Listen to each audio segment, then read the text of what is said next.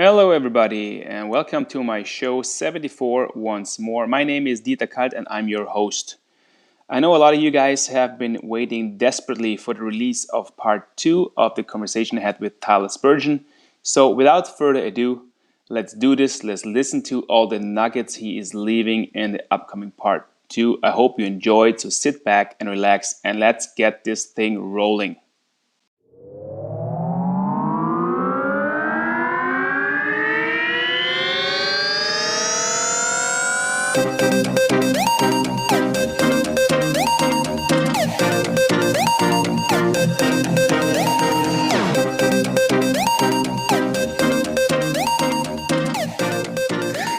What do you say? What do you say to kids that think they're entitled to everything without doing anything? That's something that we notice here in and I don't want to generalize, but it has been in our sport. It has been a development lately, and not even in Austria. I hear the same from Sweden. I hear the same from the Czech Republic. I hear the same from Switzerland, Germany. That kids grow up with the attitude, hey, coach, make me good, if I would translate it that way. Make me good. So what can you do for me? Yeah, sure. I don't know what to say, really. It doesn't work that way, buddy. Wake up and smell the coffee. But how do you deal with that? That's from a coaching standpoint. That's really tough to deal with. There's not many guys like you in the business anymore. Yeah, I do feel that even as my junior career ended, so I was turning 19, 20, and the younger kids that were starting to come into the junior team, there was a little different in the personality type. And you see even our society in general, just how different things are managed now. It's definitely changed. And you do have to take different angles to try to tap into different personalities to motivate them. And I think as a leader or a coach, if you're very intuitive and you're aware of people's strengths, or through talking to them, you start to find their mentality, that you can find ways to present stuff to them that maybe that certain way you say, if you get me the puck here, I'll get it back to you to score a goal. With some people that clicks more than just, you have to get that puck to me. I'm open. There's an opportunity, because, if their thought is, goals, then you have to find ways to make things appealing to them. So I think it's just finding ways to learn about every single person. And I know it's time consuming and it's not easy, but you have to find like little things, whether it's where they came from or maybe their insecurities and things like that. And that can help you tap into, what their viewpoint is coming into practices and games and things like that. So have you always been a leader? That's because you were talking about leadership. Coaches, yeah, they have to be leaders, but players have to be leaders. When do players have to be leaders? When do coaches really have to be leaders? And what does leadership mean in the first place? Yeah, I think naturally the title of leader just was placed on me because I would show up and I'd work, and I was able to, influence people just by my enthusiasm for the game and, challenging people and being competitive. And so at a young age, of course, they say you're the captain or whatever. And like you said, what is a leader at that time? I didn't even know, but I knew that coaches and other players liked what I was doing, and I was able to relate to them, and it just started to grow from there. And over time, having played with great players that were good leaders and learning from them was very important. And you just kind of build your skill set off of that. Who were your role models growing up? Yeah, so of course my father, he's a hardworking blue collar guy, and his dad was very much the same. They're very positive people, but hardworking, not afraid, to put in the good days. And my other grandfather, my mom's dad, he was the same way. They didn't come from a lot, but they put in everything they had for their families, and they pulled every penny together to give everybody in their family an opportunity and put themselves maybe last at times. And, that was something that I looked at and I was like, wow, if I could work as hard as these guys and be as good as people as they are, I think that'll serve me well. Well, it did serve you well, from what I can tell, Tyler. That's for sure. They did a great job. Tell me a little bit about your career, your dreams.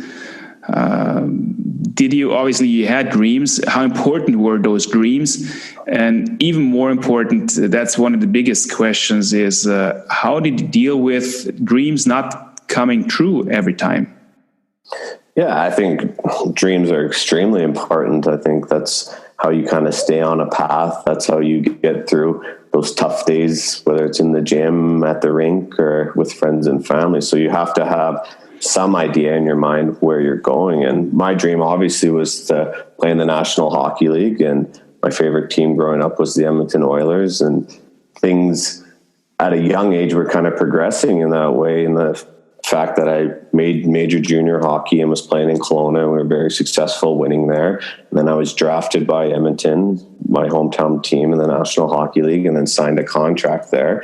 So everything was kind of trending towards almost that storybook of what I had looked at when I was 7 years old, and the teacher asks you what you want to do when you're getting older. And then I ran into some injury problems. I had some concussions in the American Hockey League. I had both of my shoulders done surgery-wise and things like that. And I just wasn't able to crack that lineup. So I think that was very disappointing at the time, because that opportunity was there and you could almost taste it, playing exhibition games in the National Hockey League, being around the team, traveling with the team a bit, and seeing, at the time they had gone on a run to the Stanley Cup Finals, and you're like, wow, this is something I really want to be a part of.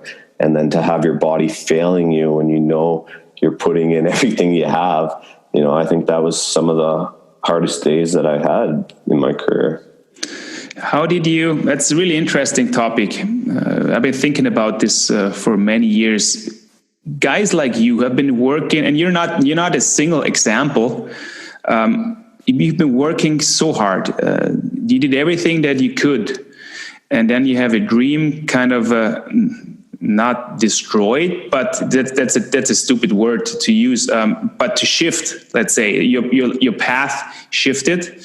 And you were struggling with a couple of consecutive years of major injuries, because when you didn't make that cut in Edmonton, and you had a couple of years, 2 or 3 years, I think, in the American Hockey League, a little bit of East Coast where you got a lot of ice time and you put up a lot of points, and then a little up in the AHL again, and then you made the decision to come to Europe quite early, 23, 24, something like this. 24, yeah. 24.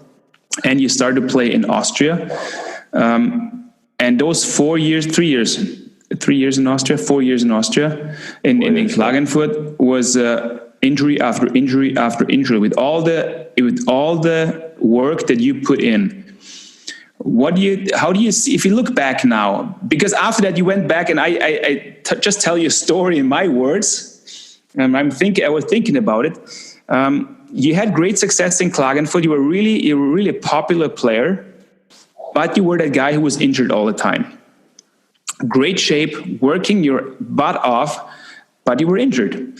And that kind of cost you another contract at the end, but you were winning a championship. And during that championship year, you had a really tough start.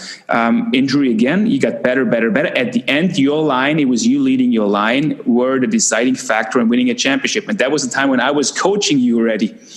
So I saw it from the other side already. And then it didn't. You went back to America for one more season to recover, only played a couple of. So it almost looked like, well, this guy's career could be over with all that. And I talk about that still with friends here when I come home. Like, at the time, I didn't know if I would make it to 30 years old playing professional hockey, because it was, challenge after challenge being thrown at me. And like you said, you're almost at a loss at times when you're taking care of yourself, you're training hard.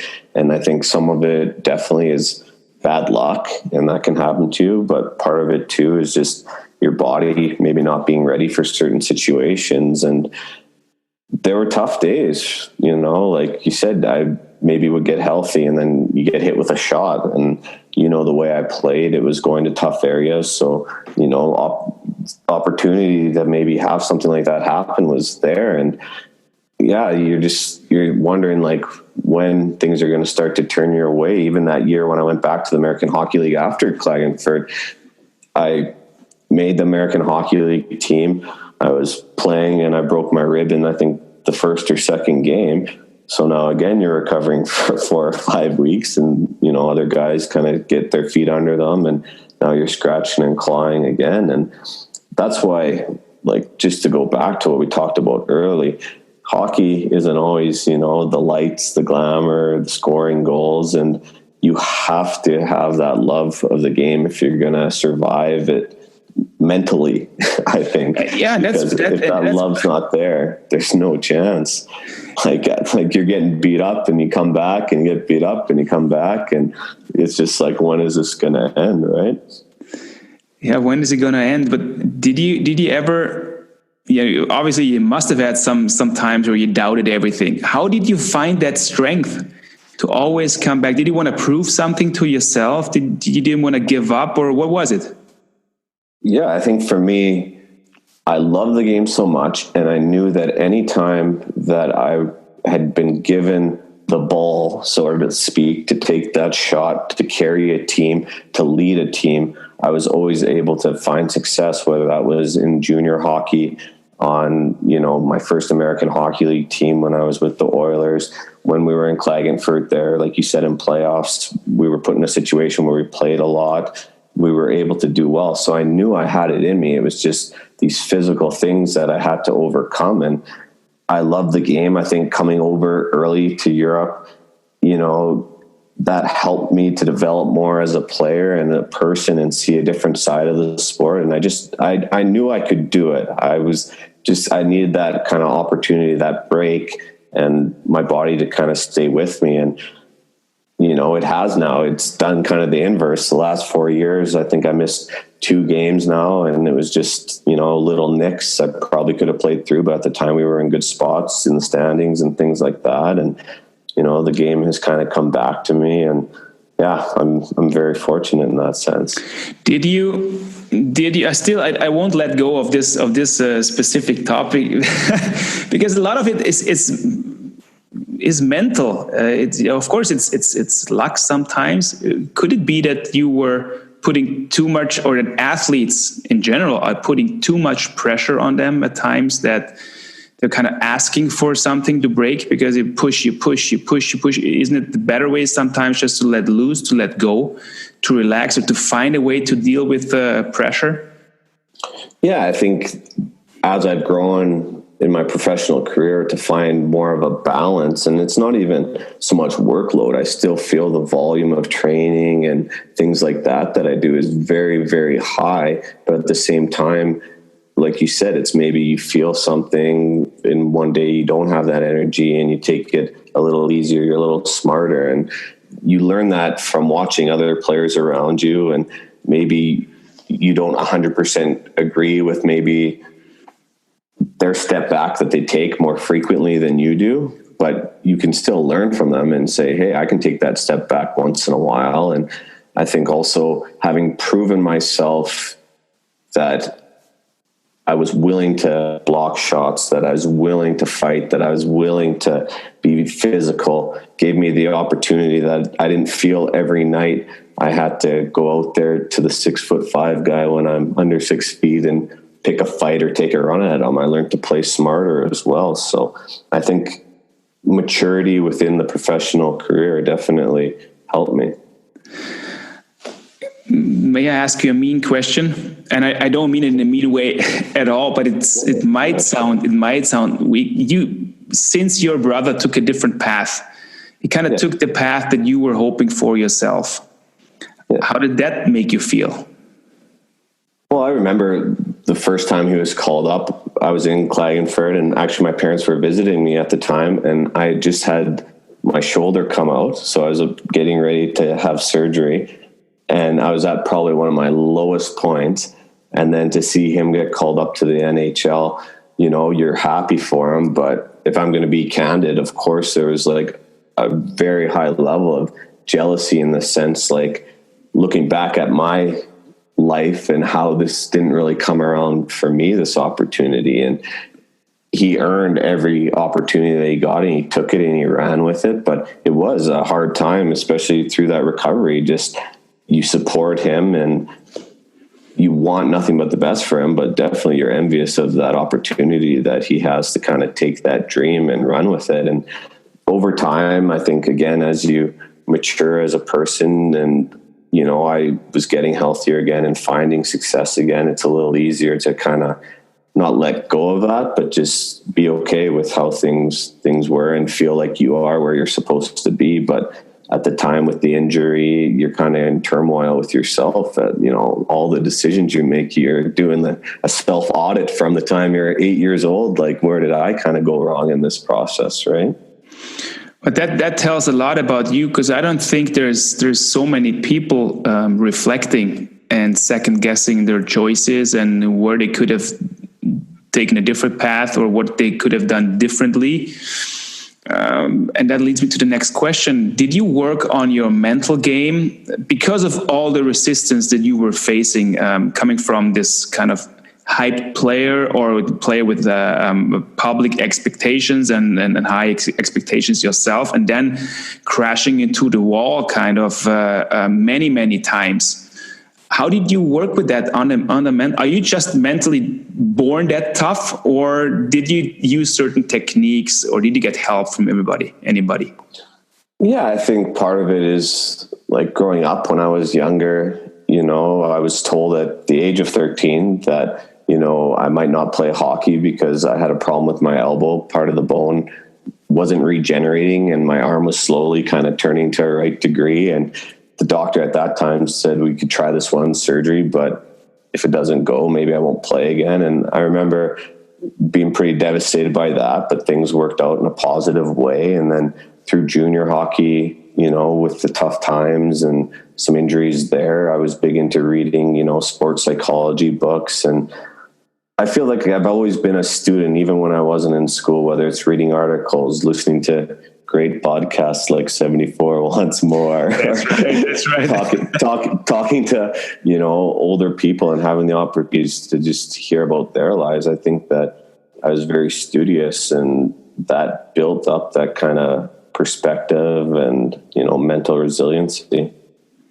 And that's the reason why I keep asking those questions. Because like you mentioned, you see hockey as a mini universe of life, really, dealing with, because you get thrown at stuff, you know, stuff gets thrown at you in everyday life, but not everybody's dealing with resistance the same way.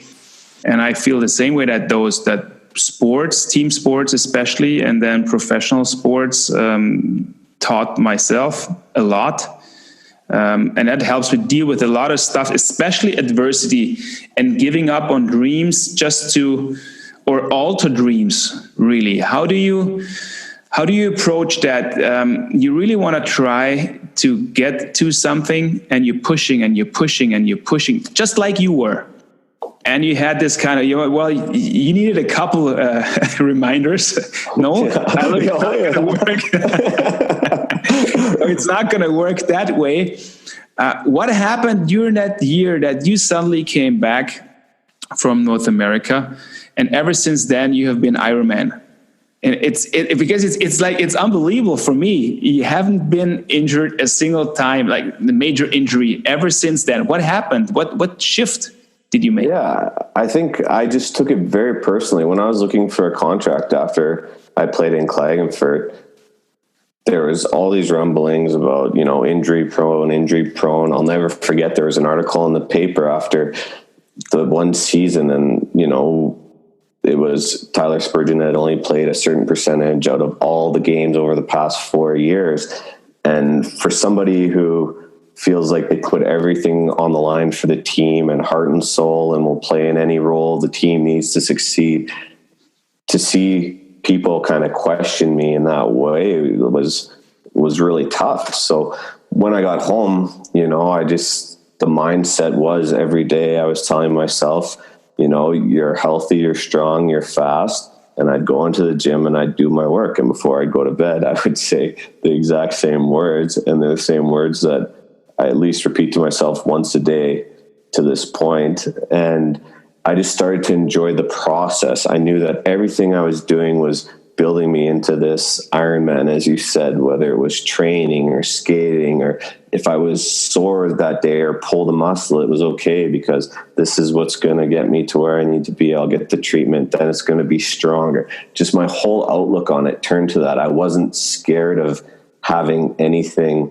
get in my way anymore. Whereas when I had a couple injuries and then a few weeks later got hurt again or felt a tweak or something, I was almost like, I don't want to miss a day here because people are going to start whispering again. But it felt at that point, it wasn't a whisper anymore. It was in the paper. People were telling my agent that. So it was just like, okay, I'm at the bottom. It's time to build myself back up. And this is how I'm going to do it. And like I said, a ton hasn't changed, but at the same time, just the mindset and buying into the process and just, finding fulfillment in that has definitely helped me. Well, that's pretty strong stuff. You should make a course out of this. It's real life, and you probably will. You probably will in a couple of years.